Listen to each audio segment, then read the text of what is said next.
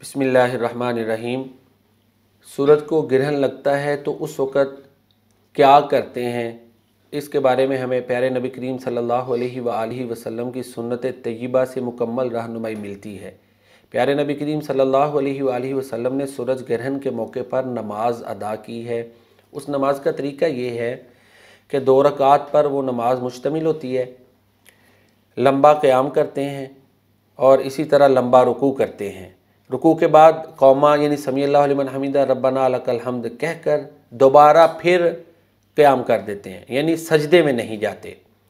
फिर दूसरा रुकू करते हैं, फिर कौमा और उसके बाद सजदा करते हैं, फिर 2 सजदे जो होते हैं।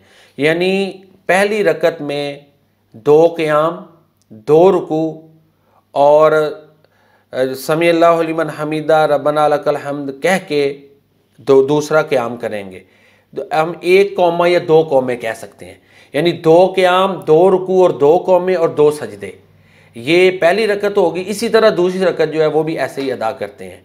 और 2 बातें इस ज़िमन में जहन में रखें कि जो पहली रकत का क़याम और रुकू है और पहला क़याम और रुकू वो दूसरे के मुकाबले में जो है ना वो तवील होगा।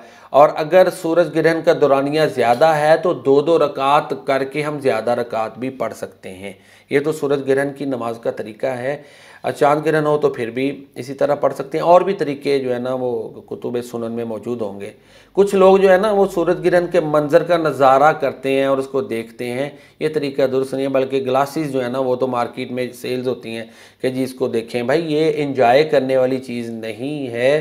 प्यारे नबी करीम सल्लल्लाहु अलैहि वसल्लम ने अल्लाह ताला से दुआएं मांगी हैं, लिहाजा अल्लाह ताला के सामने इज़्ज़ो इनकिसारी करनी चाहिए। कुछ तवहुमात इस हवाले से हैं कि जी पता नहीं किसी की फौतगी पे ऐसे होता है या कोई बड़ा इंसिडेंट हो तो इस तरह होता है, ऐसी कोई बात नहीं है।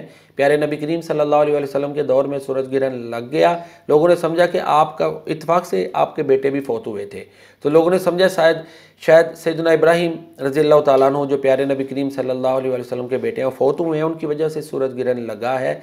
तो ये आपने इसको वाज़ेह कर दिया कि इस वजह से कोई ऐसे नहीं हुआ।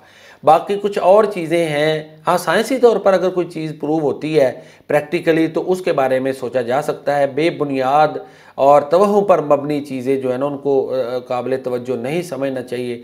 अल्लाह ताला हमें अपनी बंदगी करने की तौफीक अता फरमाए। वमा अलैना इल्लल बलागुल मुबीन।